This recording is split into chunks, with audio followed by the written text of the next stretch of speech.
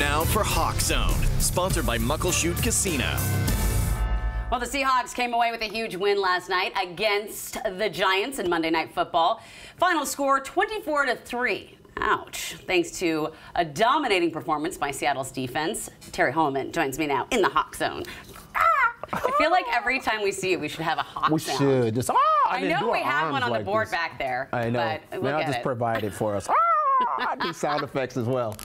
So the Seahawks put on a good defensive show last night. Oh, absolutely, and it was about time. You know, the Seahawks defense has been the Achilles heel for this team for a couple of years. You know, we've known they've had a high-powered offense led by Geno Smith and our great wide receivers.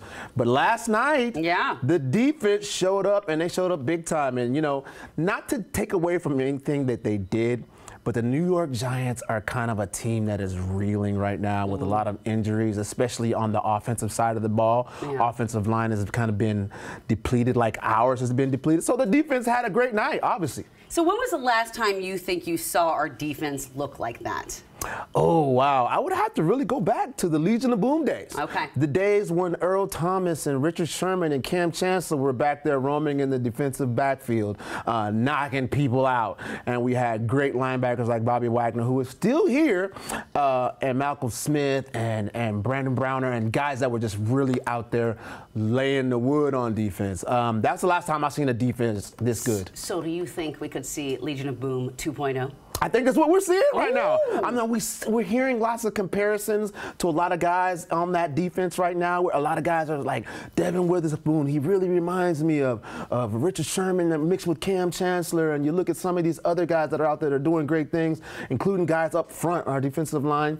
You think this is kind of looks like the Legion of Boom, but I don't want to give them that. I don't want to crown them just yet because that's a lot of pressure. Don't jinx it. Right, I don't want to jinx it. Let's not jinx it. I'm not jinxing it. Okay. I just think they're good. So we're going to talk about some of those things you mentioned in just a minute. But first, 2 picks, 11 sacks, just one shy of a franchise record. Yes. Everyone took their turns making plays, it seemed. Yeah, they do. And one thing that stands out right here, you look at that sack total right there. Devon Witherspoon had 2 sacks. He's a cornerback. Ladies and gentlemen, this is a guy that covers wide receivers. He's usually going backwards. That's what his job description is.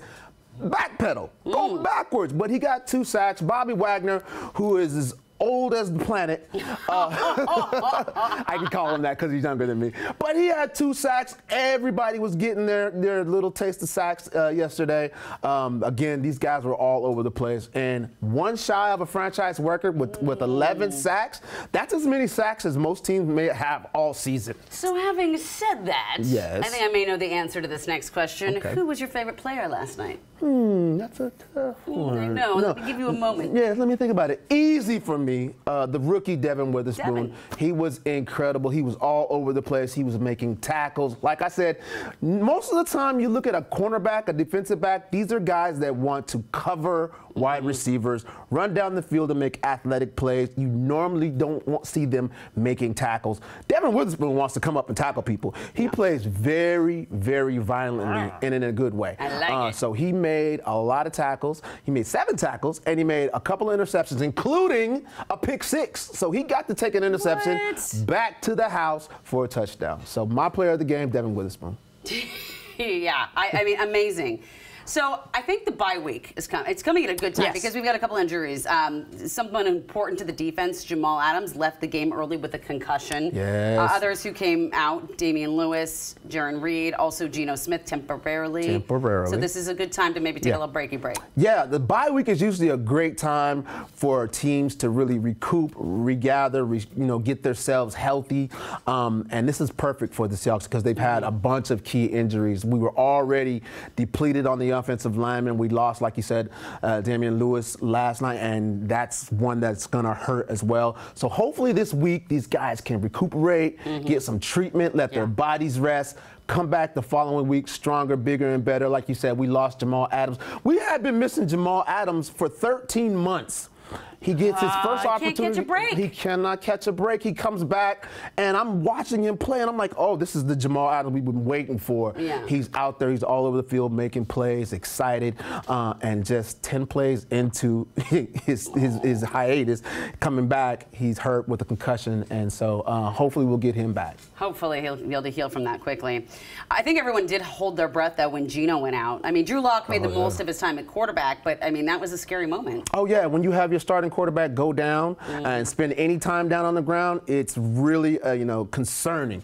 Drew Lock came in, and, one of the things that really excited me and I got hyped about when you watched him getting ready to go on the field, and you saw Pete Carroll like, oh, man, we got this. He had a big smile on his face and giving him the fist bump. And, as a backup quarterback or as a backup player at all, to have your coach have that much confidence in you and to be that excited and pumped for you, even if maybe he might not be, your starting quarterback goes on as a head coach, there's probably got to be a little concern, but he's so calm, cool, and collected and positive that it makes you feel like, I can do this. I just wish he was giving daily affirmations like online, so I could just watch a Pete Carroll daily affirmation every day to get me through. Listen, Amity, you guys heard it here first. I think I should trademark this and copyright it. There should be a Pete Carroll app. Yes. Where you can log in and just do every day. Hey, guys, it's going to be a great day. You're going to be a winner. You got this. You got it covered. Go, whatever your name is. Go, Terry. Go, Terry. Yeah. So, okay, the 12s, we are so dedicated. Apparently, we showed up in force on the road, even to the point that even when the Giants fans started leaving early, we were there. You could hear us. You could hear us. The thing about the Seahawks fans, first and foremost, they're crazy. They get loud and wild and crazy. They're not crazy in a bad way. They're just very supportive of their team.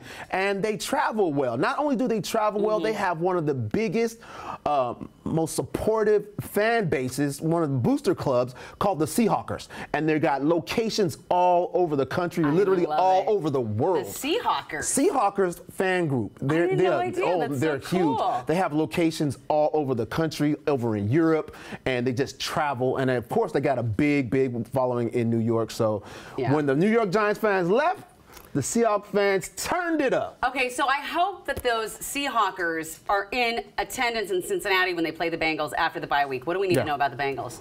Well, the Bengals are another team that's kind of struggling right now. And the thing about the NFL, sometimes when teams are struggling, that's when they're most dangerous. You got the Seahawks that are coming off a few really good wins.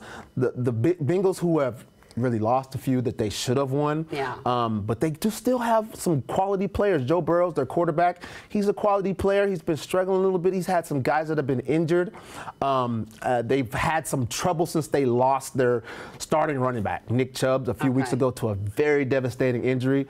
But I fully expect the Seahawks to dominate the Bengals when they come back off this bye week. Well, your lips to the football god's ears. Amen. Boom! Yes. Well, that'll be exciting. I'm excited to see it. And we're also excited. Certain games coming. I mean, Thanksgiving Day against the 49ers. We don't want to look too far ahead. I know, I'm just saying. We don't want to look too far ahead, but that's going to be a big one. I want to talk about this later. We don't have time right now, but why do we wait till so late in the year to play the 49ers? That is what I'm curious about. Another NFL conspiracy.